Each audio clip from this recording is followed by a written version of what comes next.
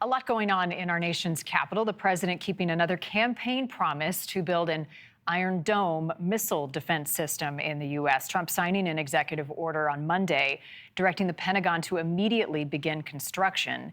The order says the defensive system would protect the country from ballistic, hypersonic, and cruise missiles, along with other advanced aerial attacks.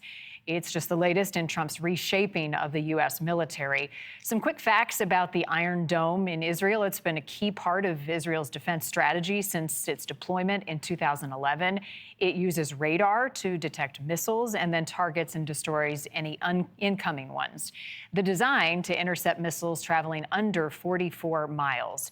Retired Lieutenant General Richard Newton is with us, NewsNation senior national security contributor. We've seen the Iron Dome in action over these last couple of years with the fighting in Gaza and in the Middle East. How would an Iron Dome here be any different than the systems we already have in place?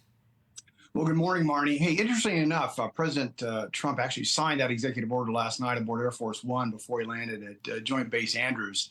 And right now, the Pentagon is immediately working to, understand and try to get its hands on or its arms around the depth and breadth of this capability. So it's an immediate priority of the president, as he says, to protect the American people, which is essentially job one. This Iron Dome that he's referring to is tantamount to certainly the term that the Israelis use for their Iron Dome. If you recall, back in April and October of last year, in April, there were 300 missile attacks and cruise missiles.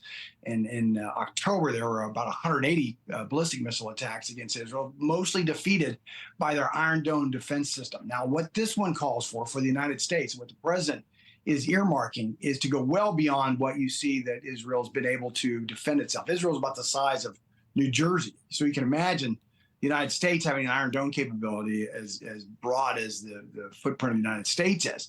So it would entail using space-based capabilities, Marnie, to include radars and sensors that are space-based, as well as space-based interceptors. That's about all we know right now in terms of those details, but it is much more significant than what the Israelis have, and it's going to take a number of years and I presume billions and billions of dollars to make this happen. But it is a worthy effort because of the proliferation of ballistic missiles and threats against the United States that we've seen in Israel and elsewhere. So I think in reality, you're right, there's a lot we don't know, but would you envision a system like this being more necessary over big cities where you've got bigger populations of people rather than sort of the whole country?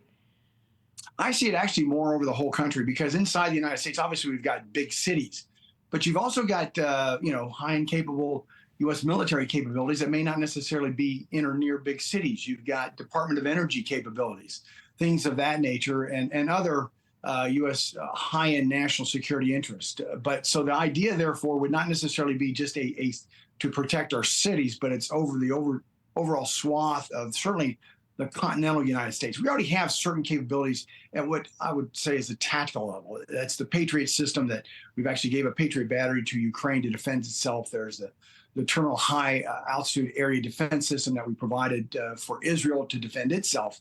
But what we're talking about here is a much broader, more strategic system that not only includes land-based capabilities, but certainly space-based capabilities here. And that's the real key here in terms of what's different. Yeah, a new age of protecting Americans. We've certainly seen it work in Israel. Retired Lieutenant General Richard Newton, great to see you. Thanks for coming by. Good morning, Marnie.